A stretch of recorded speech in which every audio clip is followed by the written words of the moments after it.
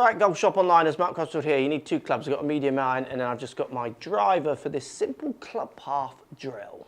So what I'm going to do is I'm going to put my driver on the floor where the butt end of the club here is level with the ball, and I'm going to make sure the head of the club is out of the back here, because I want to use that head of the club to reference my club path. So let's say I want to hit more from the in to the out. I'm going to try and take my club in my eye line over the head of this driver to then swing out. Let's say I wanted to hit out to in. I'm going to move my head of my club nowhere near the head of that driver. And let's say I want to go what feels relatively straight, which is a gentle kind of inward curve I can feel now that my club head is about here. It's just to the right as I look of that driver. So in to out, over the head of the club, out the wind, nowhere near the head of the club, relatively straight, kind of just bruises the top of the club with the shaft line here in my eye line to then come up over my head.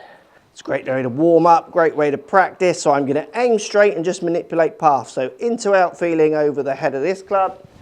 Ball starts out to the right, nearly draws back, obviously subject to what your face is doing. That shape will happen. Path now out to in, so I'm going to move the head nowhere near the head of the driver. And then I'm going to swing that to the left, and that ball's moving to the right because my face was open to that path. And then my neutral shot, where I feel like I'm just bruising the top of the club with this part of my shaft. Hit my more neutral ball flight. Great drill to try and persuade your club path, give you a visual cue for your club path, while at the same time you can practice your aim. So obviously if you wanted to make hitting that head a little easier, you could aim to the right as you do it, making that make more sense, and to the left as you do this one.